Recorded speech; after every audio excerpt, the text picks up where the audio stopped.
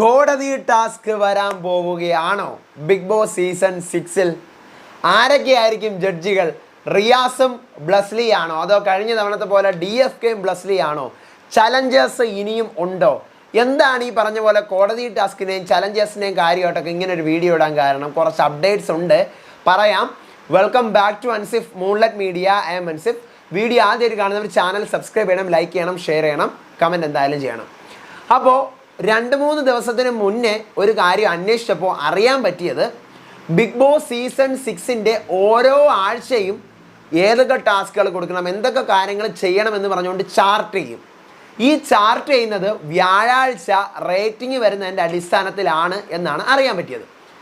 അപ്പോൾ ഞാൻ 3 ദിവസം മുന്നേ തിരക്കിയപ്പോൾ എനിക്കറിയാൻ പറ്റിയത്, ഒരു കോടതി ടാസ്ക് എടുത്ത് കയ്യിൽ വെച്ചിട്ടുണ്ട്, അതിൻ്റെ ഒരു പ്ലാനിങ് ഉണ്ട്, കോടതി ടാസ്ക് കൊണ്ടുവരാനുള്ള ഒരു പ്ലാനൊക്കെ ഉണ്ട്.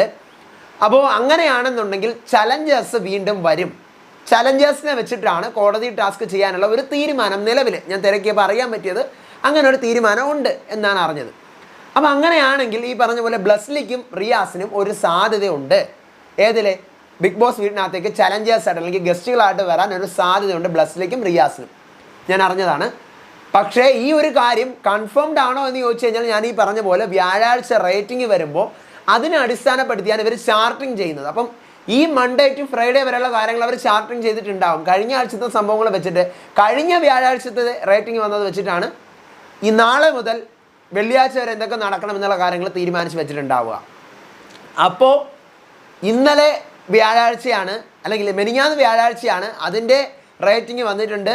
ആ റേറ്റിംഗ് വന്നതിനനുസരിച്ചിട്ടായിരിക്കും അടുത്ത ആഴ്ച എന്തൊക്കെ ചെയ്യണം എന്നുള്ള കാര്യങ്ങൾ അവർ തീരുമാനിച്ച് വെച്ചിട്ടുള്ളത്. അപ്പോൾ റേറ്റിംഗ് വലിയ കുഴപ്പമൊന്നുമില്ല.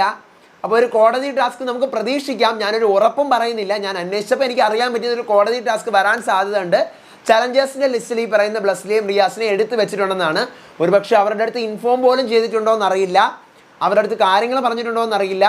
ഇനി അവരല്ല വേറെ ആരെങ്കിലും ആണോ വരുന്നതെന്നറിയില്ല. പക്ഷേ ഈ അന്വേഷിച്ചപ്പോൾ ഒരു കോടതി ടാസ്കും 2 ചലഞ്ചേഴ്സും നമുക്ക് ഇനിയും പ്രതീക്ഷിക്കാമെന്ന് പറയുന്നു. പിന്നെ പ്രസ് മീറ്റിൻ്റെ കാര്യം ഒത്തിരി പേര് ചോദിച്ചിരുന്നു. പ്രസ് മീറ്റിൻ്റെ കാര്യത്തിൽ ഇതുവരെ ഒരു അറിവുമില്ല.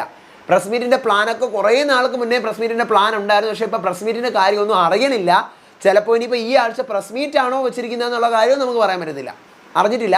എന്തായാലും ഒരു കോടതി നമുക്കൊരു 50% നമുക്ക് പ്രതീക്ഷിക്കാം. ഒരു കോടതി ടാസ്ക് വരാൻ സാധ്യത ഉണ്ടെന്ന് പറഞ്ഞിട്ട് അത് ഈ ആഴ്ചയോ അടുത്ത ആഴ്ചയോ നമുക്ക് പ്രതീക്ഷിക്കാം.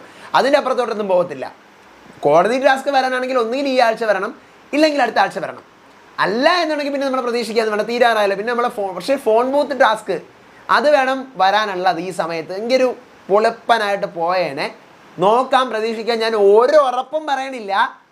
ചലഞ്ചേഴ്സ് ഇനിയും ഉണ്ടെങ്കിൽ അത് ഈ കോടതി ടാസ്കിലൂടെ ആണെന്നുള്ള കാര്യമാണ് അറിയുന്നത്. കഴിഞ്ഞ വർഷവും അങ്ങനെ തന്നെയായിരുന്നു, നമ്മൾ കണ്ടതാണ്.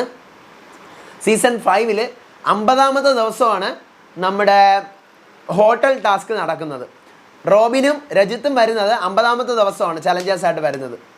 പിന്നെ അടുത്ത് നടക്കുന്നത് 50 കഴിഞ്ഞു, 57 കഴിഞ്ഞു, അത് കഴിഞ്ഞിട്ട് 63 കഴിഞ്ഞ് 64 അല്ലെങ്കിൽ 63-ലാണ് ഗസ്റ്റുകൾ വരുന്നത്. 50-ൽ ഗസ്റ്റ് വന്നിട്ട് പിന്നെ 63-ലാണ് ഗസ്റ്റുകൾ വരുന്നത്. പക്ഷേ ഇത്തവണത്തെ സീസണിൽ നമുക്ക് ഗസ്റ്റുകൾ വന്നത് 56-ലാണ് ഗസ്റ്റ് വന്നത്. അപ്പോൾ ഇനി ഒരാഴ്ച ഗ്യാപ്പ് ഇട്ടിട്ട് വീണ്ടും ചലഞ്ചറിനെ കൊണ്ടുവരുമെന്ന് അറിയില്ല. വെയിറ്റ് ചെയ്ത് തന്നെ അറിയാം. എന്തായാലും ചലഞ്ചേഴ്സിൻ്റെ കാര്യം തീർന്നിട്ടില്ല എന്നാണ് അറിയുന്നത്. നോക്കാം, അടുത്ത അപ്ഡേറ്റുമായിട്ട് വരാം. കുറച്ച് കാര്യങ്ങൾ വേറെ പറയാനുണ്ട്, കുറച്ച് 100% കൺഫേംഡ് ആയ കുറച്ച് സാധനങ്ങളുണ്ട്. അതായിട്ട് ഞാൻ ഉടനെ വരാം. എല്ലാം കൂടെ പറഞ്ഞ് മിക്സ് ആക്കുന്നില്ല. അപ്പോൾ അതുവരേക്കും ബൈ ആൻഡ് ടേക്ക് കെയർ.